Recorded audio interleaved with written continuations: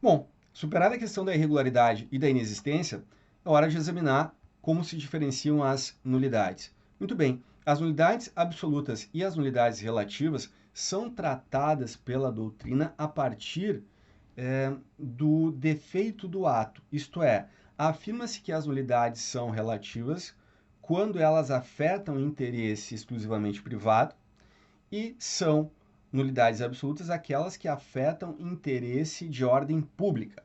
Então, nessas condições, nós teríamos a justificação para uma dicotomização entre invalidades que atendem a um campo de direito privado e a um campo de direito público, por assim dizer, né? Essa é uma dicotomia que também ela é transposta desde aspectos ligados à teoria do direito privado.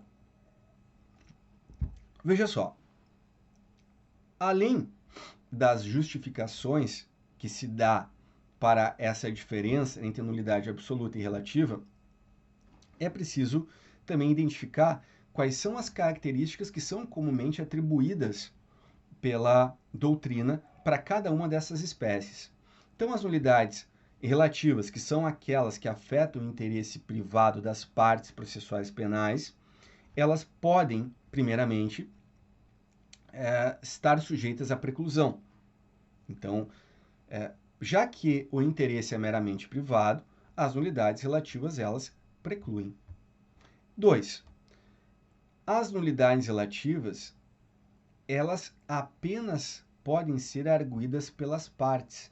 Elas não podem ser reconhecidas pelo juiz de ofício. Então, não se pode reconhecer uma nulidade relativa de ofício. Terceiro aspecto, as nulidades relativas, do ponto de vista doutrinário, estão sujeitas à demonstração do prejuízo. Então, para que elas possam vir a ser reconhecidas, as partes devem demonstrar o prejuízo acarretado pela prática de um ato processual penal defeituoso. 4.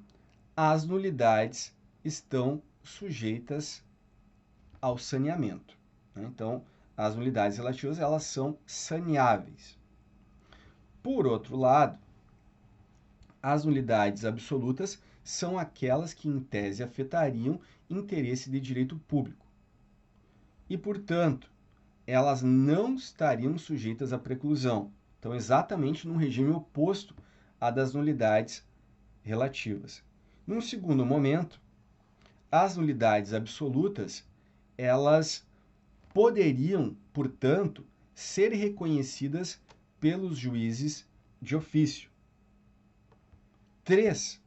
As nulidades absolutas independeriam da demonstração de prejuízo, já que, por afetar interesse de ordem pública, o prejuízo seria presumido. 4. As nulidades absolutas não poderiam ser saneadas. Então, vejamos que a configuração das características das nulidades relativas e das nulidades absolutas seriam num regime de antítese. As nulidades absolutas seriam justamente o oposto das nulidades relativas.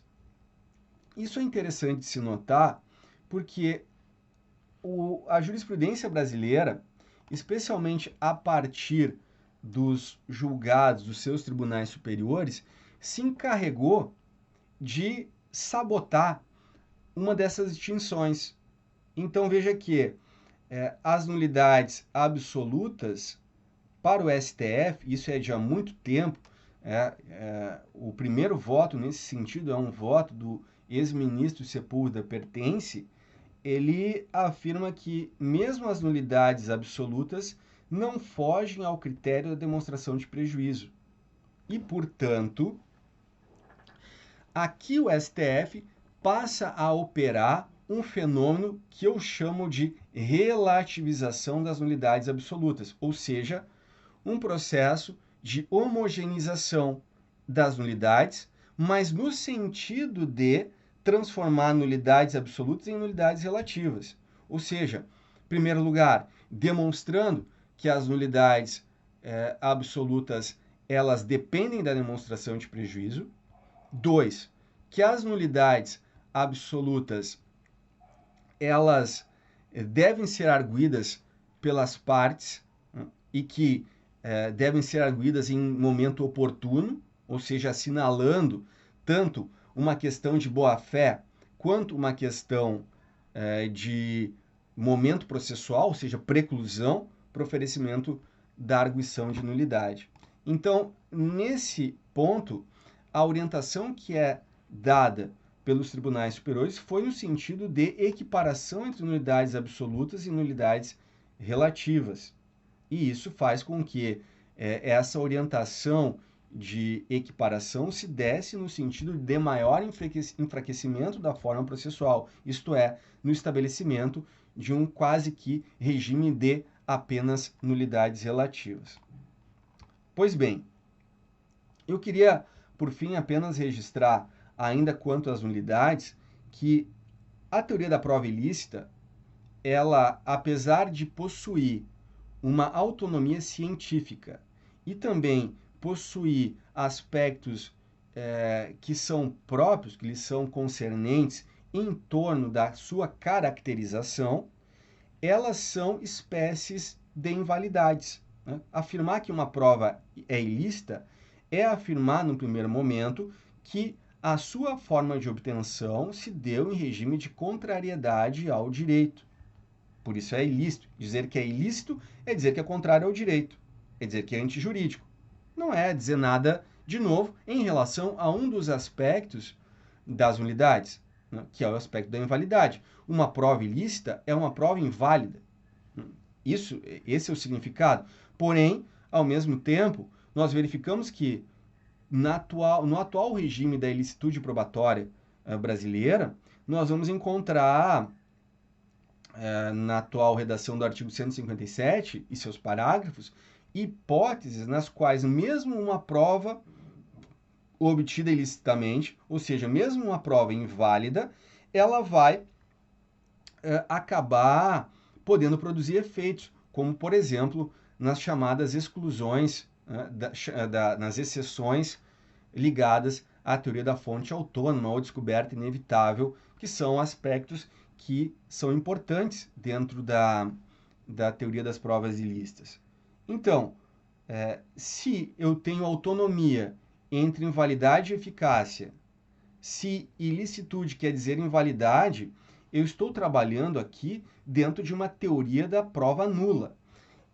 A teoria da prova ilícita não passa de uma teoria específica da prova nula, né, das nulidades aplicadas à prova. Tenho consciência de que características essenciais da ilicitude ou das provas ilícitas, da teoria das provas ilícitas, não são perdidas pelo fato de nós considerarmos a sua natureza como de uma nulidade. E tampouco significa transpor para a nulidade, para as provas ilícitas, o regime de nulidade relativa ou absoluta. Nada disso.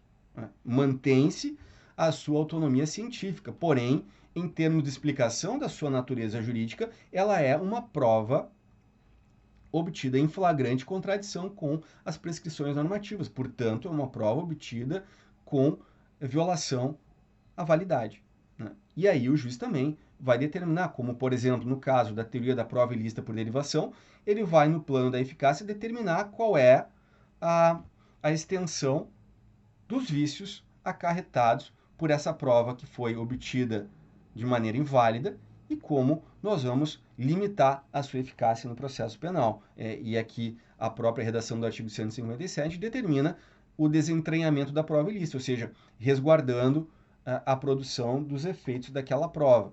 Enfim, então, quando se trata de teoria das nulidades, eu estendo a natureza jurídica das nulidades à prova ilícita. Pois bem, as nulidades, elas são postas, né, elas se enquadram dentro de sistemas. Existem sistemas mais ou menos aderentes à legalidade e que explicam as relações entre a forma processual e os atos processuais penais. Então, de uma maneira geral, podem-se estabelecer 3 sistemas, conforme nós admitamos maiores ou menores poderes judiciários. Então, eu posso ter um sistema que seria de legalidade estrita, no qual o mero descumprimento da forma processual acarretaria nulidade, então a forma integralmente disciplinada pela lei. Em segundo lugar, um sistema de nulidades no qual todas as nulidades dependem do judiciário, ou seja, não há forma pré-estabelecida pela lei, não existem hipóteses previamente discriminadas de nulidades e tudo dependeria da apreciação judicial. Então, um sistema judicial de nulidades. E um terceiro sistema, que no Brasil se convencionou chamar de instrumentalidade das formas. Essa ideia de instrumentalidade das formas seria de combinar formas prescritas em lei, autorizando também certo âmbito de discricionariedade de atos judiciários, ou seja, autorizando que o judiciário possa usar da discricionariedade para afastar a nulidade, para não declarar como ato inválido e ineficaz aqueles atos processuais que não foram realizados de acordo com as prescrições normativas. Então, essa tradição no Brasil, ela é escancarada pela Escola Processual de São Paulo, né? Então, especialmente num texto chamado A Instrumentalidade do Processo, do professor Cândido Rangel Dinamarco, ele acaba explicando que a instrumentalidade do processo tem duas faces, né? Então, em primeiro lugar, instrumentalidade do processo significa dizer que o processo, mesmo o processo penal, ele deve realizar funções extrajurídicas, né? Então, todo processo deve realizar funções que não são exclusivamente jurídicas. Existem funções políticas, funções sociais, etc. Então, o processo deve atingir essas finalidades. Quando procura, a grosso modo, identificar as duas facetas da instrumentalidade do processo, nós temos a faceta dita positiva. Então, instrumentalidade, a dimensão positiva da instrumentalidade do processo está ligada à efetividade do processo e ao acesso à justiça. Então, por efetividade do processo, significa que se devem ser priorizadas as soluções das demandas e não uma espécie de obediência burocratizada aos atos da vida processual. E, por outro lado, o acesso à justiça significa a aproximação do processo à população através de mecanismos mais fluidos e menos morosos, né, para que as pessoas tenham, então, a satisfação dos seus direitos como uma hipótese a predominante ou uma meta fundamental do processo. Por outro lado, na sua dimensão negativa, a instrumentalidade do processo se confundiria com a instrumentalidade das formas. A instrumentalidade das formas significa não um princípio concreto como a doutrina brasileira trata. Eu diria que a instrumentalidade das formas não se confunde com prejuízo. E ela não se confunde também com um sistema normativo. Ela é muito mais bem explicada através de uma forma geral de saneamento do ato. Quando nós estamos diante da instrumentalidade das formas, nós estamos diante de um sistema que preconiza o salvamento do ato processual penal, ainda que praticado com desobediência das formas legais. Então, nessa explicação, a instrumentalidade das formas é, digamos assim, um ecossistema, né, que vai condensar vários outros princípios. Porém, como característica geral da instrumentalidade das formas, nós vamos ter princípios ou orientações normativas que visam a salvar o ato inválido, ou seja, a atribuir efeitos ao ato processual penal inválido, né?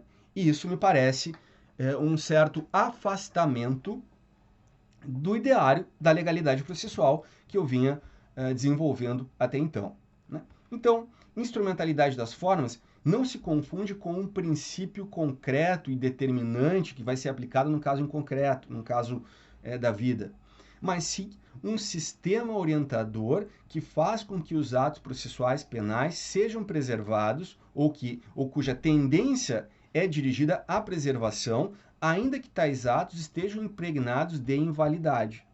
Ou seja, significa dar efeitos a atos inválidos. E, portanto, tem uma certa familiaridade com o sistema inquisitorial. Não à toa, esse é o sistema que vem acolhido pelo CPP. Ainda que o Código de Processo Penal brasileiro não tenha editado uma norma no exato sentido do artigo 184 do Código de Processo Penal italiano, que mais ou menos diz que todos os atos são sanáveis na forma da lei, nós temos, por outro lado, o artigo 563, que determina que não haverá declaração de nulidade se não for demonstrado o prejuízo, né? Se o ato processual defeituoso não acarretar prejuízo. Então,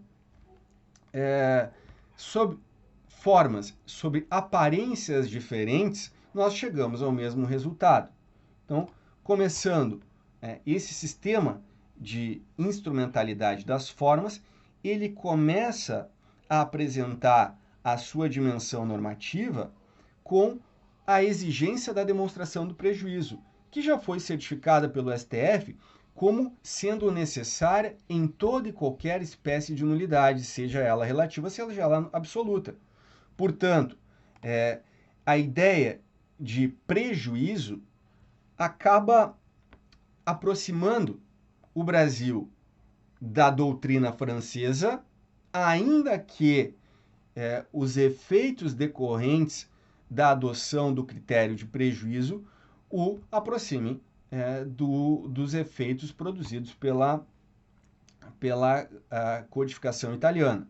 Em primeiro lugar, a ideia de demonstração do prejuízo, ela adere à vertente francesa no chamado pas de nullité sans griffe, ou seja, não há nulidade sem prejuízo.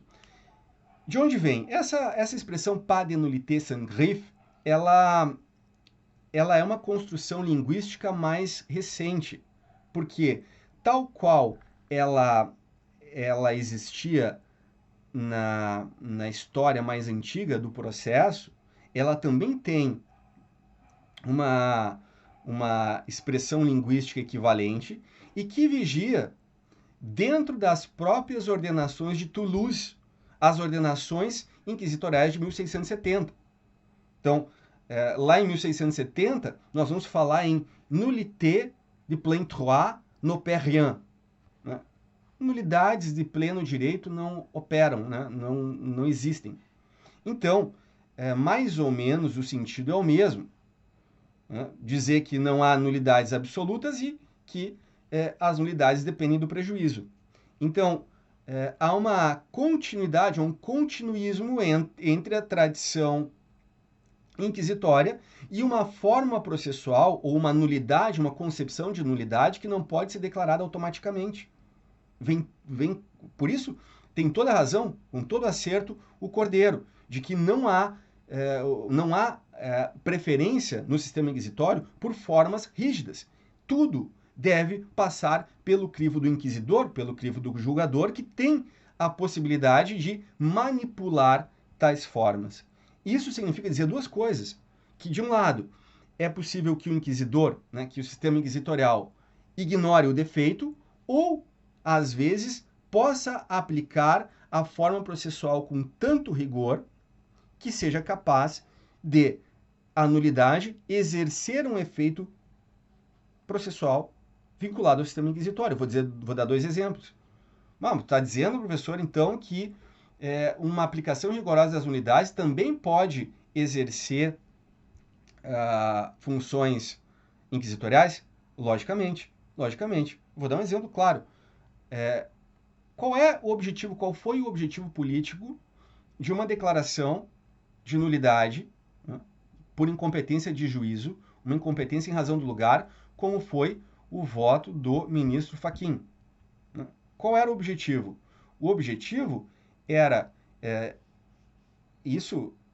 Qualquer doutrina, por pior que seja, vai afirmar que que a incompetência relativa produz nulidade relativa e que, portanto, não pode ser arguida de ofício pelo juiz e que está sujeita à preclusão. Então, portanto, naquele momento processual, ela não poderia ser declarada. Mas a nulidade relativa, decorrente da incompetência relativa, que visava evitar uma declaração de suspeição do então juiz Moro, faria com que apenas se pudesse preservar os atos através da mera ratificação. Então, se alteraria a competência do juízo, se ratificaria tudo que foi feito e, portanto, se poderia passar a condenação desse personagem político que foi objeto da Operação Lava Jato, nesse caso específico, né, como você sabe. Mais do que isso, né, eu vou dizer como agora a figura da inexistência pode operar efeitos contra o réu. Então, veja, a defesa da manutenção da inexistência, hoje no Brasil, ela é subserviente apenas a uma postura inquisitória. Como assim? Claro, veja só. Se nós entendermos que uma matéria correlata ao tema das nulidades é a proibição da reformatio impeius. Né? Então, não pode ser declarada contra o réu nulidade que não foi arguida pela acusação. Então, o tribunal, primeiro, não pode reformar o processo aplicando pena maior para o acusado, então essa é a reformatio impeius direta, nem pode o tribunal reconhecer contra o réu uma nulidade que não foi alegada pela acusação. Muito bem, essa é a reformatio impeius direta. Porém, veja no campo da reformatio impeius indireta. O que é a reformatio impeius indireta? A reformatio impeius indireta é a proibição que um tribunal tem de, ao se anular um processo, fazer com que a situação do réu se torne pior do que aquela que ele tinha no processo anulado. Então, imaginemos que o réu ele tenha contra si uma condenação a 12 anos de pena. Né? Foi condenado a 12 anos, o processo foi anulado. E agora, decorrente da nova condenação, ele tem a pena de 15 anos aplicada contra si. Então, esta nulidade acabou acarretando, em largo prazo, uma situação jurídica pior do que ele tinha antes da decretação da nulidade. Então, opera-se a reformatio impeius indireta. O juiz, caso opte por uma condenação após a anulação do processo, tem um limite de 12 anos, que foi o pré-definido antes da anulação. Porém, há uma tese que vem sendo aplicada e difundida de que em determinados casos, como por exemplo a incompetência absoluta, não teríamos aqui uma nulidade, e sim uma inexistência. Qual é o objetivo dessa teoria perversa?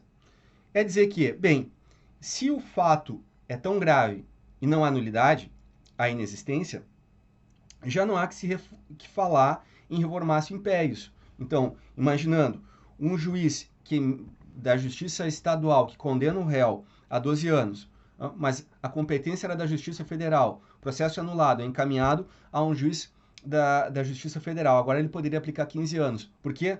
Porque o que determina a proibição da reformatio impeius é a nulidade, né? É o defeito da validade. Porém, como o caso é inexistente, não existia nenhuma baliza, né? O juiz federal poderia condenar a 20 anos, 15 anos, atribuindo pena maior, né, do que no processo anulado, justo porque o ato é inexistente. E sendo inexistente, não há nenhum ato existente anterior que determinaria o limite máximo da aplicação da pena. Como vocês podem ver, aqui a teoria da inexistência ela é subserviente a uma finalidade espúria, que é a de acabar, por assim dizer, com a proibição da reformatio impeius indireta.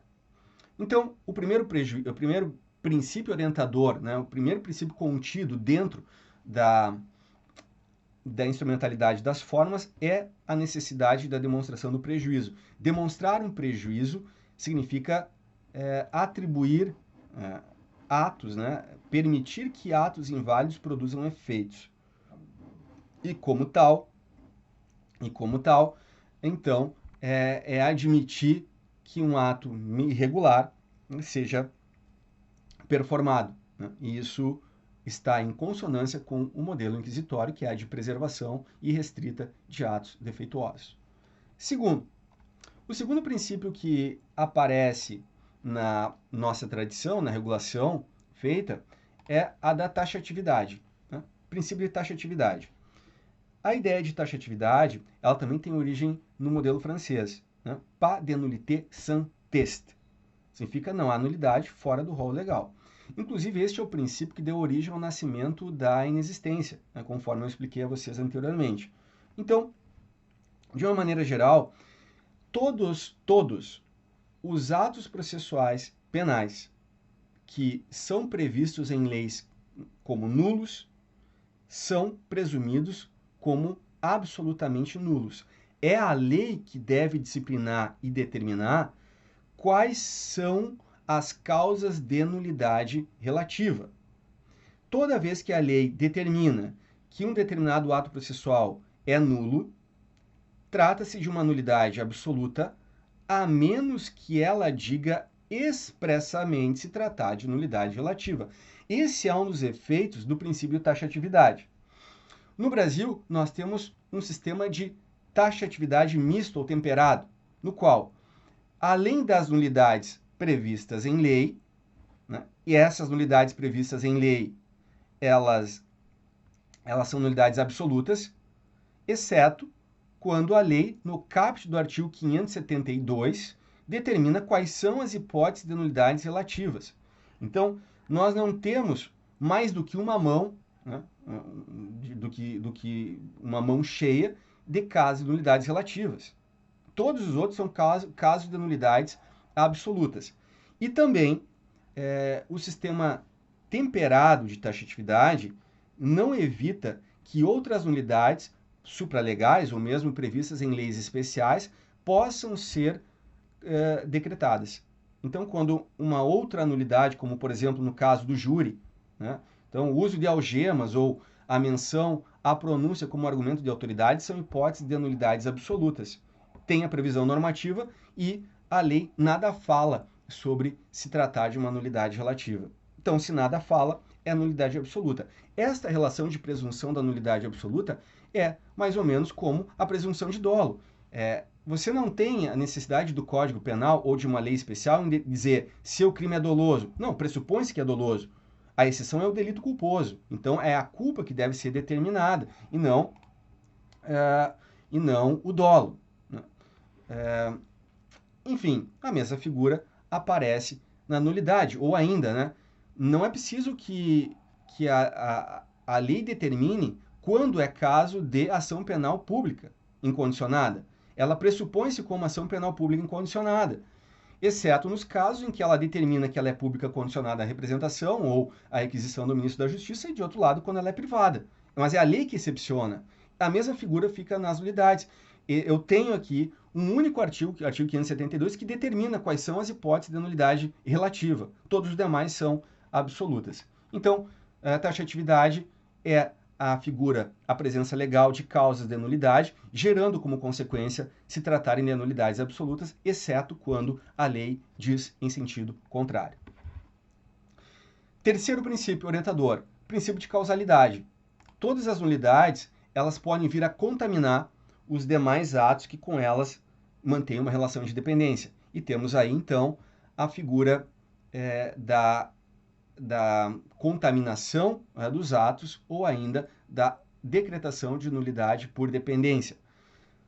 Veja que aqui o funcionamento é exatamente nos termos da chamada doutrina dos frutos da árvore venenosa, que vige para a prova ilícita, né? A chamada prova ilícita por derivação. Uma nulidade pode vir a contaminar todos os demais princípios que com ela tenham relação. Por fim, o último princípio visível em termos de nulidade é o chamado princípio do interesse, previsto no artigo 565 do CPP, e que determina que a nulidade não pode ser arguida por quem deu causa. Então, se a defesa deu causa ao ato inválido, ela não pode arguir a nulidade, ou a nulidade não será reconhecida. Esse é o primeiro ponto. Num segundo momento, o princípio do interesse, ele significa dizer que a parte não pode alegar uma nulidade que beneficiaria apenas a parte contrária. Por exemplo, como tem sido utilizado, a defesa arguir a nulidade do processo porque o Ministério Público não estava presente. Ou seja, a presença do Ministério Público na audiência somente beneficiaria ao próprio Ministério Público e não a defesa. Então, teríamos aqui duas hipóteses, né, do princípio do interesse. Esse é o princípio, são os princípios orientadores da atual teoria das nulidades no processo penal brasileiro, todos eles aderentes a um regime de saneamento generalizado dos atos processuais penais e vinculados a uma atitude autoritária modelada pelas engrenagens de um sistema inquisitorial, né? Eu espero que esse nosso encontro tenha permitido que vocês tivessem uma maior reflexão sobre a necessidade de mudarmos o nosso sistema, de quanto ele é antidemocrático, até mesmo inconstitucional, né? Então, um sistema de legalidade processual exigiria uma forma mais comprometida com a democracia processual penal, e esse foi um pouco o meu objeto de pesquisa, de tentar construir uma teoria nova das nulidades. Digo ao final que foi um imenso prazer de poder dialogar um pouco com vocês sobre essa temática, que eu reputo da mais alta relevância, e eu fico sempre à disposição de todos e todas para o que deve e vier. Tá bem? Um grande abraço, tchau, tchau. Tchau para todos vocês, um bom curso, que vocês tenham o maior proveito possível, tá certo? Grande abraço.